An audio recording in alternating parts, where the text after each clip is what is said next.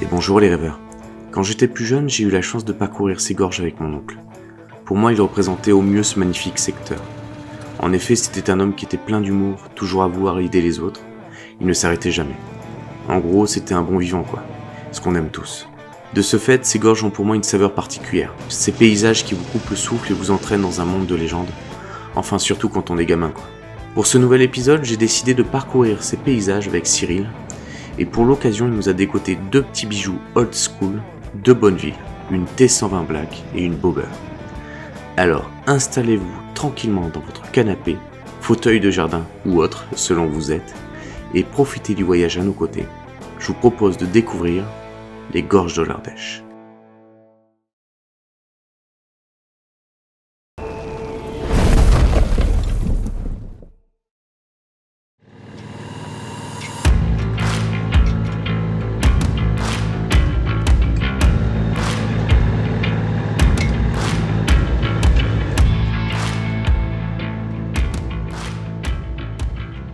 Alors à peine arrivé, on va charger les motos et on va rejoindre le début des gorges. On va commencer par rejoindre le belvédère du Rang Pointu. C'est un des premiers points de vue en fait, juste après Saint-Martin-d'Ardèche. Ça donne déjà une belle idée du secteur et de la beauté de cet environnement, tout simplement. Alors par contre, deux mauvaises surprises nous attendent. Une première, c'est simplement qu'il y a un vent à décorner les cocus. Ouais, j'adore les vieilles expressions. Et la seconde, c'est la D290, la route principale, en fait, elle est en travaux. Donc, impossible d'aller plus loin que ce belvédère. Alors oui, c'est une petite déception, forcément, mais le point de vue est fantastique, on en profite pour faire quelques images. Et on repart vers nos motos pour pouvoir rejoindre le magnifique village d'Aiguez.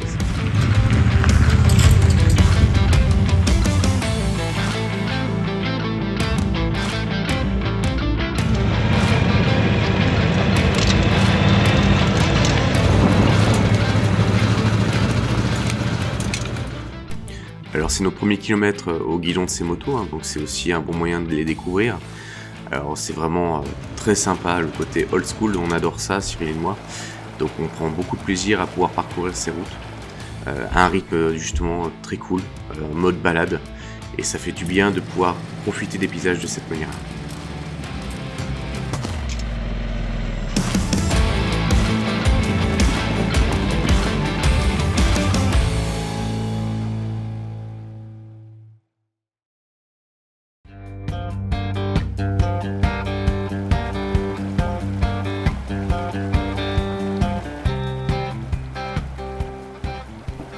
On traverse le petit village de Saint-Martin-d'Ardèche, qui était jadis un hameau de pêcheurs et de bateliers, il y a longtemps.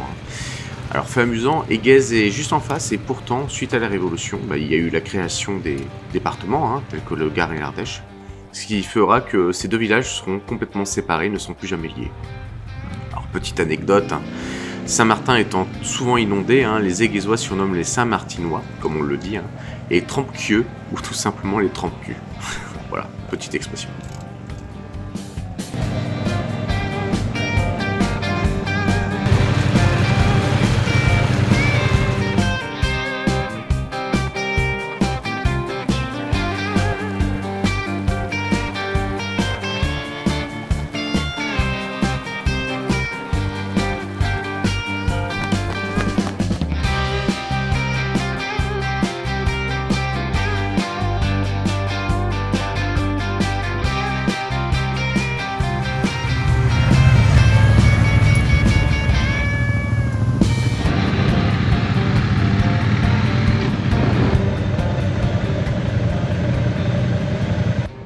Dès qu'on arrive dans le village, la magie opère. On se retrouve projeté à une autre époque. Son architecture médiévale qui date du XIe siècle nous fait forcément voyager dans le temps, entre son donjon, la tour sarrasine ou encore l'église. Forcément, on se retrouve projeté à des siècles différents.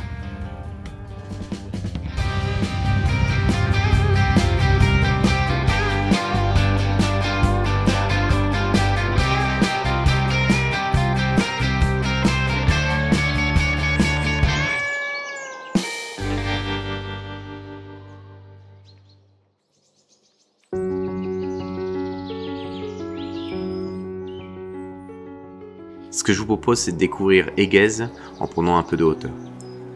Alors, pour l'histoire, Éguez porte son nom par rapport à Agua, c'est évidemment pas un hasard. Forcément, il est perché sur une falaise et toute sa vie historique a été trépidante grâce à la rivière. Alors, un des plus beaux moyens de découvrir ce village, et notamment son panorama, c'est d'emprunter le Castellas, c'est-à-dire l'ancien chemin de ronde du château fort.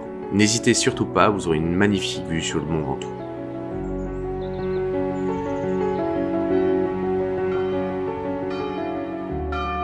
Alors un des deuxièmes pôles à venir visiter quand vous allez faire Éguez, c'est son église. Alors elle fut bâtie en même temps que le château fort, c'est-à-dire environ vers le XIe siècle.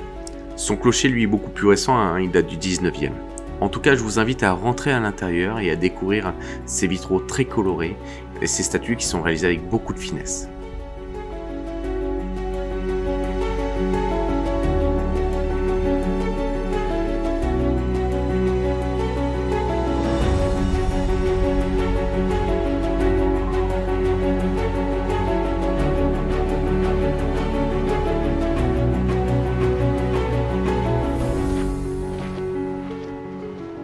Quand vous prenez le chemin de Castellas ou le chemin de ronde, vous allez pouvoir longer des oliviers, des petits escaliers en pierre. Vous êtes en dessous de la forteresse, c'est magnifique. Et en continuant, vous allez pouvoir rejoindre directement la place principale, la place du jeu de paume.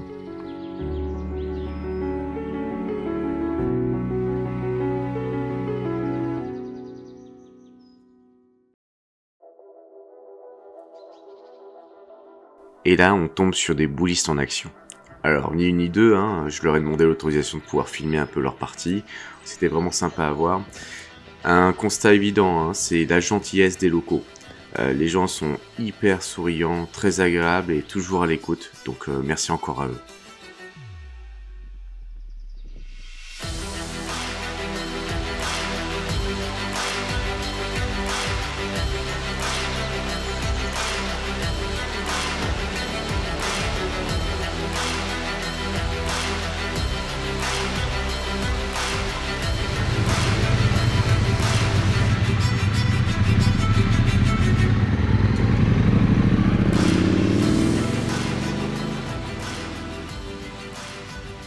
Alors, à peine sorti de ce village merveilleux, on se retrouve face à un coucher de soleil extraordinaire. Les couleurs sont d'une vivacité, j'avais rarement vu ça.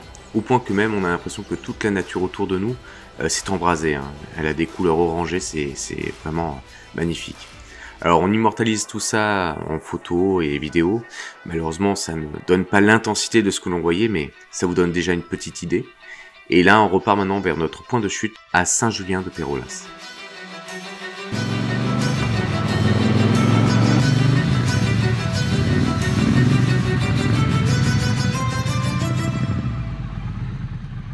Alors là, on est accueillis par Jean-Marc et Françoise, directement sur Saint-Julien. C'est des fans inconditionnels de Harley Davidson, donc vous pourrez vite le remarquer grâce à leur verre à whisky. D'ailleurs, il était très bon au passage. Un bon petit repas, le temps de tout dérocher et de se préparer pour demain, et on va se coucher.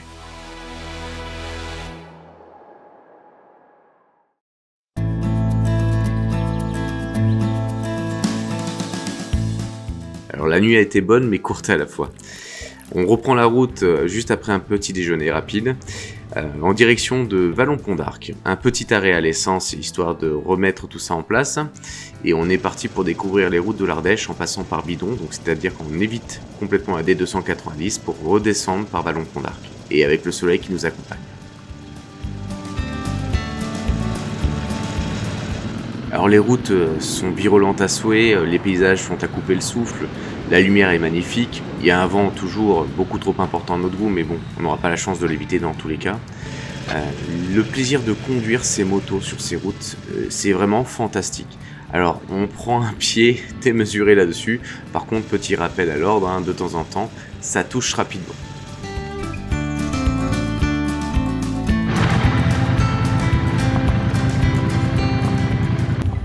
Nous voilà à Pont d'Arc. Le lieu est quand même fantastique. Quand on voit cette arche naturelle de 60 mètres de haut qui enjambe l'Ardèche, c'est incroyable.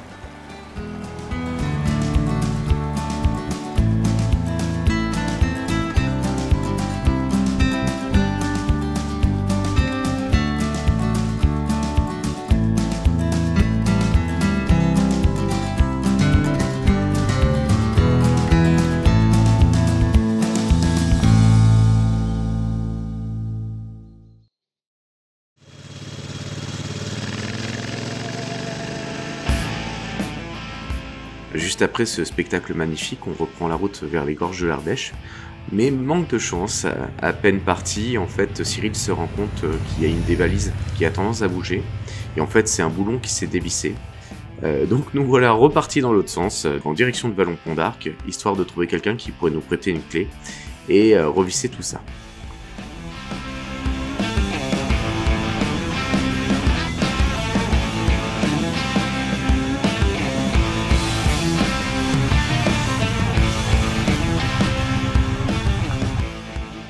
C'est là que Cyril voit un endroit où on peut louer, vous savez, les kayaks, Aquabateau exactement. Je cite le nom parce que Jérôme nous a accueillis avec la clé, le café et le sourire. Un bon moment passé avec lui, d'une dizaine de minutes. Merci encore à lui pour son accueil et pour sa sympathie.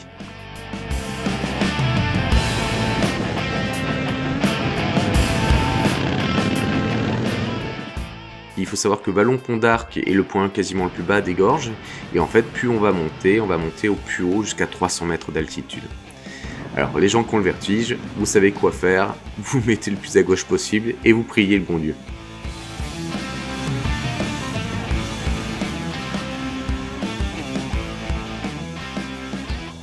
Plus sérieusement, je vous rappelle qu'il est totalement interdit de voler avec un drone dans ces gorges. Vous êtes dans une zone naturelle complètement protégée et les seules solutions pour pouvoir voler là-bas, c'est de demander une autorisation au conservateur. Il faut savoir que le plus gros problème rencontré actuellement dans les gorges, ça va être la moto. Et pas la moto qui se balade, je parle bien du motard qui a soit un pot d'échappement qui n'est pas homologué, soit le motard qui est en train d'arsouiller. En fait, ça crée une résonance très importante dans les gorges, c'est la forme des gorges qui provoque ça, et ça provoque une gêne assez lourde sur l'écosystème de celle-ci.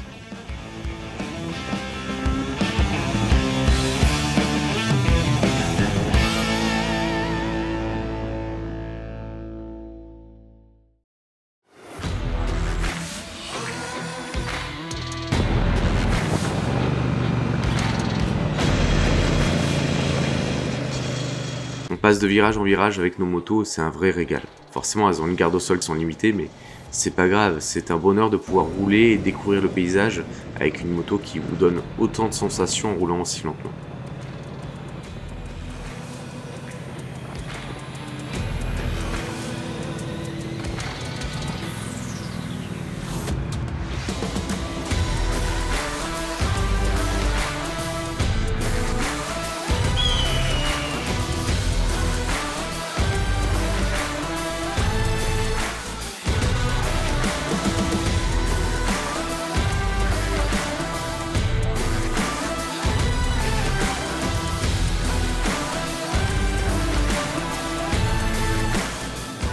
On reprend la route directement et on fait à peine 150 mètres. Et on se retrouve face à la nature, encore une fois, un sanglier d'une belle taille traverse la route juste devant Cyril. Alors je vous rappelle que les gorges restent un endroit ultra sauvage et vous avez beaucoup d'animaux qui traversent. Donc méfiez-vous quand vous venez rouler dans le secteur.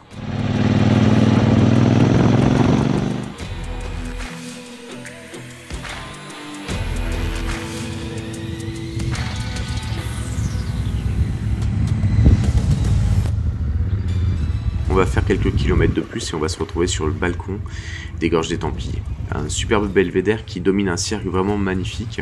Il porte son nom grâce à une ruine qui est juste en dessous, qui s'appelle les ruines médiévales de la Magdeleine. Vous avez de jolies randonnées à faire dans le secteur, donc n'hésitez surtout pas.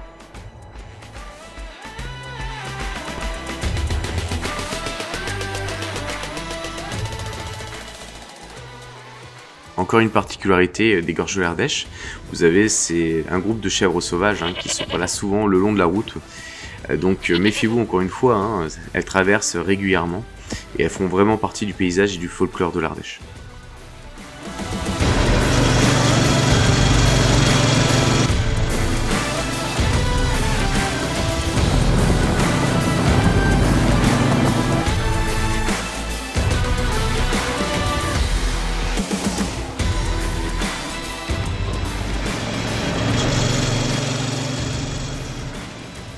Les gorges de l'Ardèche, c'est un canyon de 30 km. Pour moi, c'est petit et grand à la fois. Vous avez de quoi visiter, les restaurants sont plus bons les uns que les autres, et la gentillesse des locaux feront que vous aurez envie d'y rester. Quand vous parcourez les gorges de l'Ardèche, vous parcourez l'histoire. Elle date d'environ 5 millions d'années. Il y a énormément d'éléments donc historiques à visiter, tels que des grottes, et notamment celle de la grotte de Chauvet, où elle abrite des œuvres créées par des hommes et des femmes entre moins 36 000 ans et moins 25 000 ans.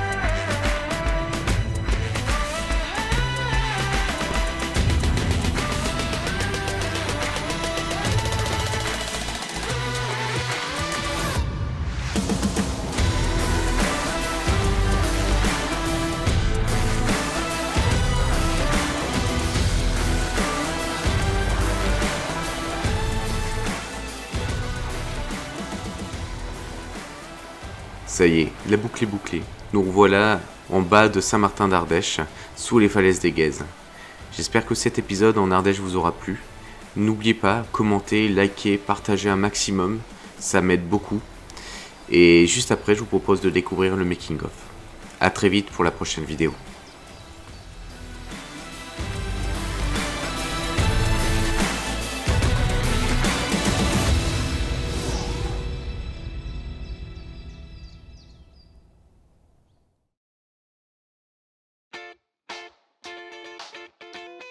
Alors l'aventure a commencé en récupérant les motos directement chez Pascal Moto à Montpellier. Et donc c'est eux qui nous ont prêté les deux motos. Je tiens particulièrement à les remercier pour leur confiance. C'était vraiment un plaisir de découvrir ces motos à 9 h du matin avant de partir en Ardèche. Bon ben, je crois que c'est bon, non? Alors, regarde derrière, je crois qu'elles sont chargées. Attends, on va vérifier ça. Oh yeah! Y'a plus qu'à les gars! On est arrivé sous les coups des 11h, 11h30 en Ardèche à peu près. On a déchargé les motos et ensuite on a mis en place toute la bagagerie, donc notamment 2 sacoches latérales de 35 litres sur la bobber. Ça nous a vraiment aidé pour le tournage, on pouvait mettre tout mon matériel dedans, donc heureusement qu'elles étaient là. On va parler un peu moto quand même, parce qu'on a eu la chance d'avoir ces 2 motos grâce à Pascal Moto Montpellier. Merci encore à eux, les 2 motos sont fantastiques. On a tous les deux eu un coup de cœur réellement, Cyril et moi, pour la bobber. Entre son style qui est très assumé, cette monocelle qui est fantastique, et son style très custom. La Bonneville est un peu plus simple en termes d'esthétique, mais elle fonctionne très bien, elle est très confortable et c'est un plaisir à conduire. Le freinage est plus précis, j'ai trouvé encore une fois sur le bobber. La Bonneville, il faut pousser un peu plus le frein pour qu'on obtienne un véritable résultat. Le confort de la Bonneville est évident, la bobber est un peu moins confortable, mais j'étais quand même agréablement surpris de ne pas avoir mal aux fesses à la fin de la journée. Sinon, en dehors de ça, c'est des motos qui sont vraiment élégantes et on a vraiment pris beaucoup de plaisir en les pilotant. Je vais vous avouer quelque chose, c'est une des vidéos qui a été pour moi la plus compliquée à réaliser. On a eu tous les problèmes possibles, c'est-à-dire déjà le vent était vraiment impressionnant, donc très compliqué de piloter le drone et d'obtenir des images propres, j'ai dû en jeter pas mal. Les travaux, ça a été une déception énorme, on met un certain temps pour obtenir les autorisations de vol et on se retrouve en pleine période de travaux, c'est-à-dire qu'il y avait une grosse partie du goudron qui était arrachée, vous le voyez pas forcément sur les vidéos, mais il y avait énormément de gravillons et c'était assez inconfortable de rouler sur ces revêtements qui étaient en cours de réfection. On a eu aussi les camions de travaux qui passaient sans arrêt devant les caméras, qui reculaient juste devant nos motos. À un moment, il y en a un qui est vraiment pas passé très très loin de nos motos, donc ça nous a vraiment inquiété. Bref, on a vraiment eu beaucoup de complexité dans cette vidéo. J'avoue que j'en suis revenu, j'étais vraiment fatigué, et Cyril aussi. Maintenant, ça reste vraiment un très beau secteur à faire et à découvrir. Pour clore tout ça, merci encore à toutes les personnes qui m'ont permis de réaliser cette vidéo. Donc je vais commencer forcément par les organisations telles que le conservateur de la zone naturelle, tel que le maire des Guèzes, qui m'a permis de réaliser, il m'a donné sa confiance pour réaliser les vidéos autour de sa commune. Merci encore aussi à toutes les personnes qu'on a rencontrées en Ardèche, telles que Jérôme, encore une fois, de Aquabateau, qui nous a permis d'avoir un petit café chaud et cette clé qui nous a sauvé la vie sur ce coup-là. Et merci encore aussi, bien sûr, à Jean-Marc et Françoise de nous avoir reçus chez eux de cette manière-là. Une vidéo comme celle-ci ne pouvait pas être réalisée sans être vraiment aidé. Et Cyril m'a vraiment aidé sur le tournage et pour obtenir les motos. Donc encore merci à mon partenaire FSA, Freddy Speedway Accessories. Et merci également encore une fois à Pascal Moto de Montpellier de nous avoir permis d'obtenir ces motos et de nous avoir donné sa confiance.